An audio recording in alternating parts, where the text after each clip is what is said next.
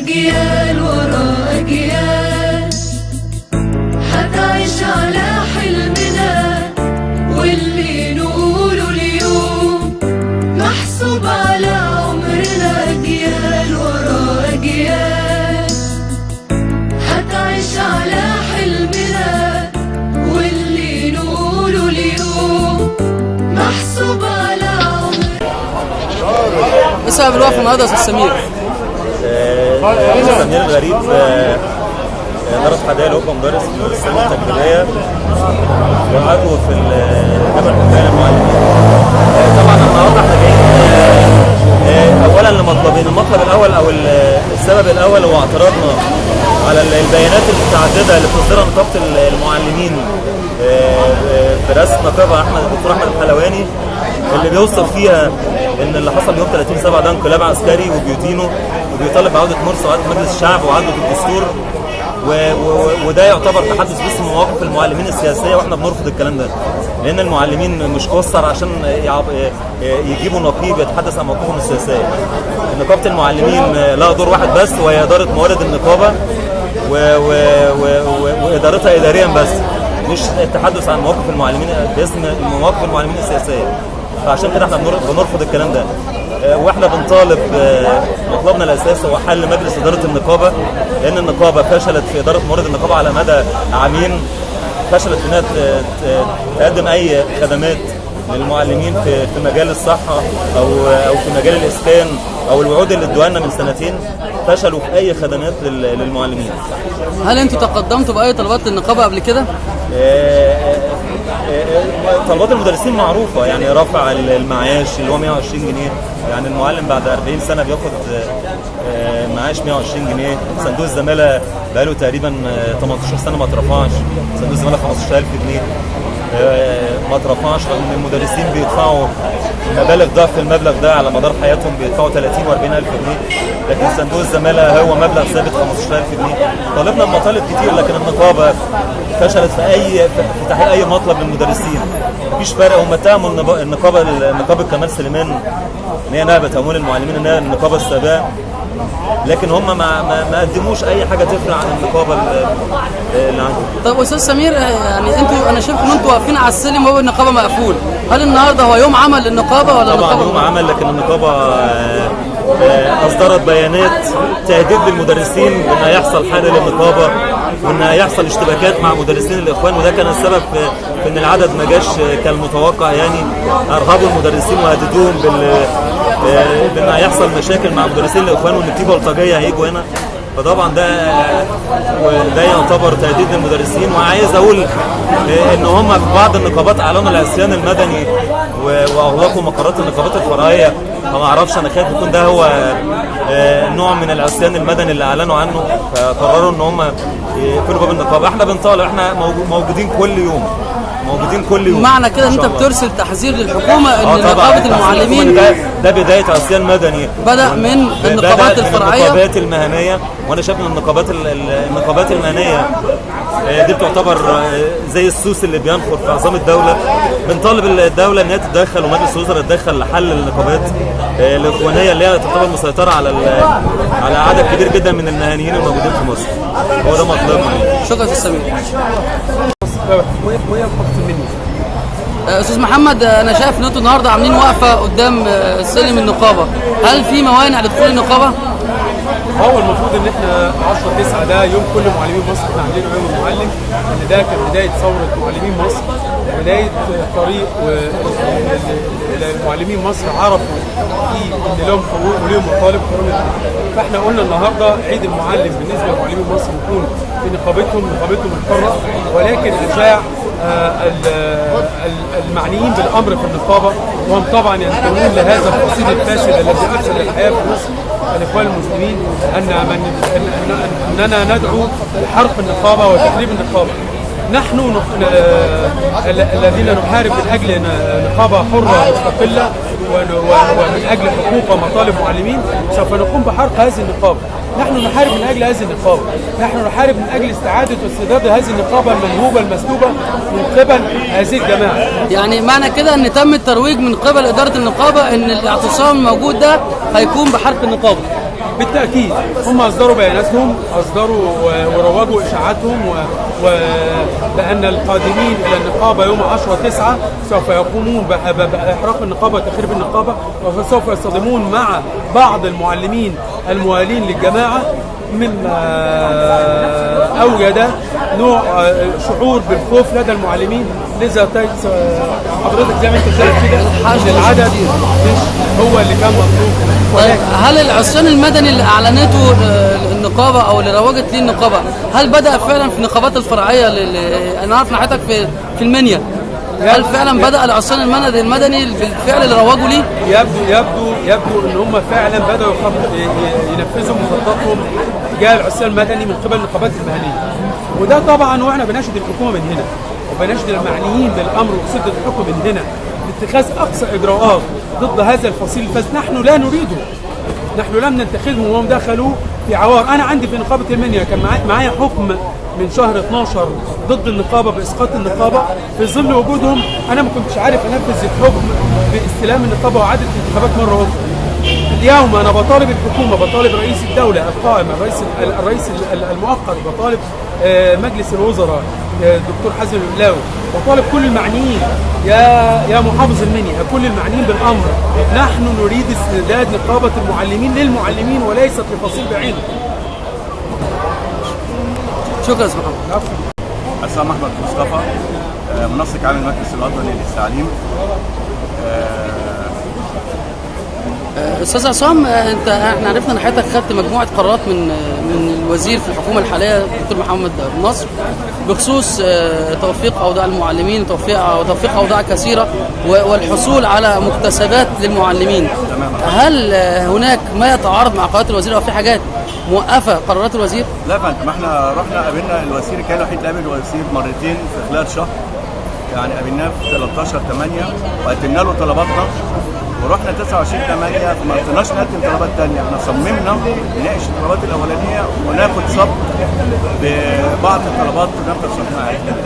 فاستجاب معالي الوزير لبعض الطلبات، منهم دبلوم المعلمين اللي بدل ما ياخد 4 سنين تأهيل تربوي واللي خير تربوي ياخد سنه دبلومه. قرر حضرتك ان يبقى فيه الأكاديمية تعمل تدريب 3 شهور بحيث ان هي تسد مكان الكلام.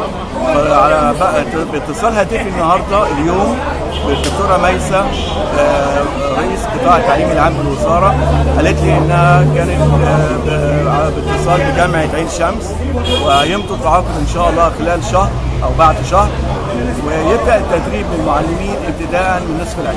طيب بالنسبه للنقابه، هل النقابه متجاوبه معاكم فيما اصدره الوزير من قرارات؟ النقابه في الفتره الماضيه كانت تقف ضد المعلمين مش معاها، اما حاليا النقابه لا مع ولا ضد ولا ليها اي وجود على الاطلاق ولا نسمع عنهم اي شيء.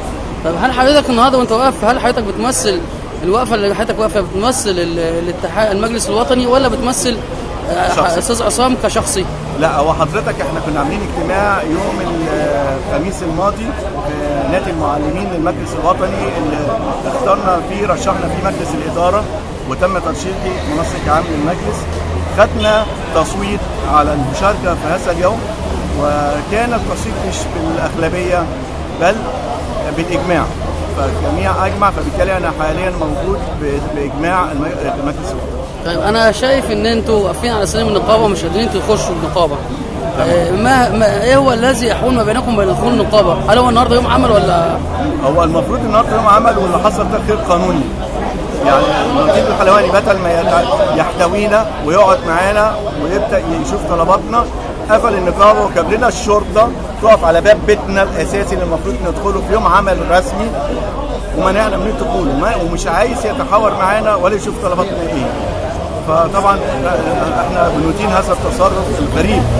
هل في اجراءات ناويين تتخذوها تصعيدا لما يحدث من اجراءات النقابه الغير قانونيه دي؟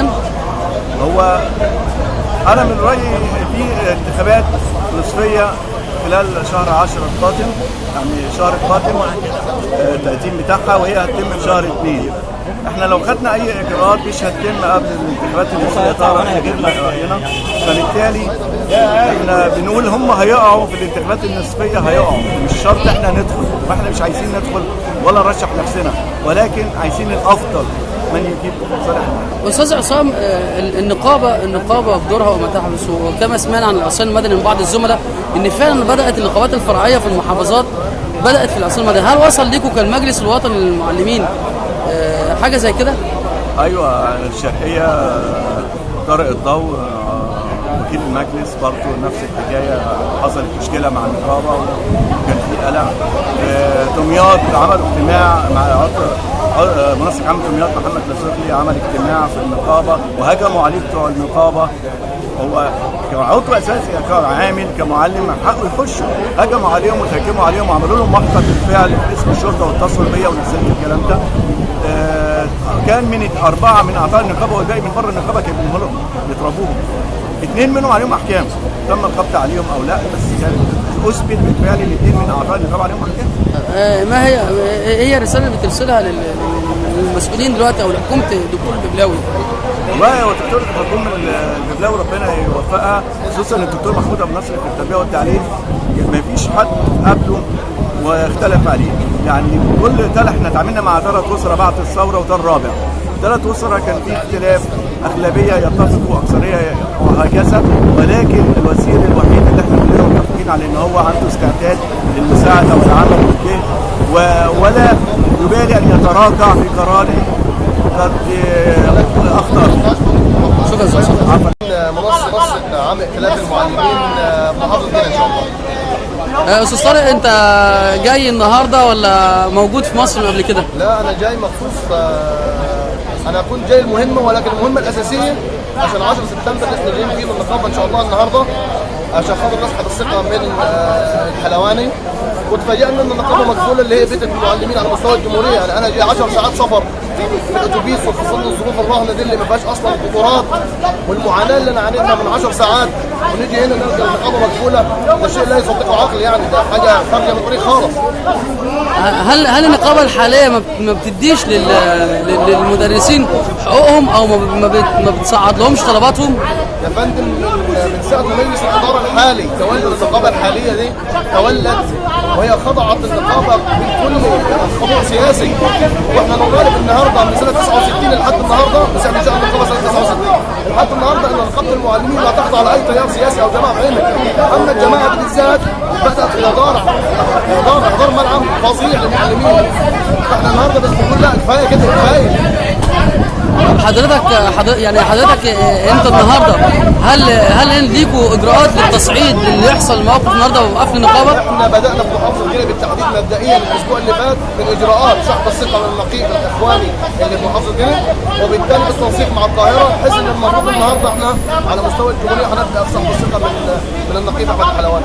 هل في استجابه للدعوات اللي دعوا ليها جماعه الاخوان المسلمين للعصيان المدني على المستوى العام؟ احنا سمعنا ان بعض الزملاء قالوا انهم بداوا كده في النقابات الفرعيه لنقابات المعلمين. هل بدا الكلام ده في محافظات الصعيد؟ بالنسبه للصعيد احنا عندنا عشان خاطر الصعيد يعني في قبليات اكثر ويغلب عليها الطابع القبلي. فاحنا بالنسبه لنا جماعه الاخوان المسلمين ليس له وزن في الشارع على مستوى القاهره والمحافظات ولكن يغلب عليها الطابع القبلي. والدعوه للعصيان بالنسبه للجماعه دي بالذات لان الجماعه دي فقدت توازنها اصلا في الشارع المصري، فلن تستطيع ان تستجيب لها اي قوه بالنسبه لاي طلبات.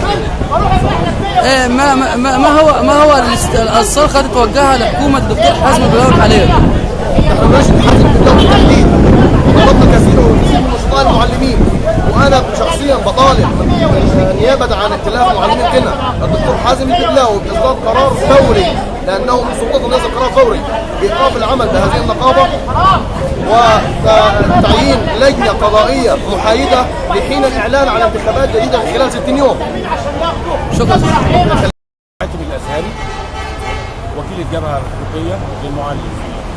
استاذ حاتم، احنا كنا عارفين ان انت يعني التعليم لديك هو تعليم ازهري، ولكنك النهارده على سلم نقابه المعلمين وتكفل طلبات المعلمين وتريدون الاطاحه الحلواني نقيب المعلمين الاخواني الموجود حاليا في النقابه، والله هل ذلك يتعارض معاك كراجل تعليم ازهري؟ لا والله انا راجل معلم نقابي، انا معلم نقابي اصلا، وبندافع عن حقوقنا، حقوق المعلمين في نقابتنا، في فندق بتاعنا، في مستشفياتنا، في خدمات اللي بتقدم للمعلم من خلال النقابه. احنا شايفين ان نقول نقابه الحلواني قد تكون فشلت في اداره النقابه في المرحله السابقه، مما ادى الى اهدار المال العام واهدار مال المعلمين، وعشان كده احنا وقفنا وقفه النهارده وقبل كده وهنقفها دايما لغايه لما يعني نسحب الثقه منه وتعاد انتخابات النقابه من جديد، وياتي لمن يستحق ان يحافظ على اموال المعلمين. وبرضه في حاجه ثانيه، وهنكمل وقفتنا لرفع معاش المعلم من 120 جنيه للنقابه الى اكثر، وبرضه المكافاه الاخيره من 15,000 الى اكثر، حيث ان المعلم بيدفع مده خدمته اكثر من 30,000 ولما بيجي يخرج بياخد 15. ده طبعا لا يجوز. فاحنا بنحاول نقف مع المعلم اللي هو المهدور حقه، اللي هو معدم بطبيعته، عشان يكون ليه يعني لازمه. واساس التعليم المعلم هو حجر الزاويه في العمليه التعليميه. المنظومه كلها فشلت بسبب ان المعلم يعني مش مستقر، ومن اجل ذلك واقفين للنقابه اللي هي بيتنا الاصلي، مش ضد النظام ولا ضد الحكومه، احنا ضد فساد النقابه. شكرا يا استاذ ياسر.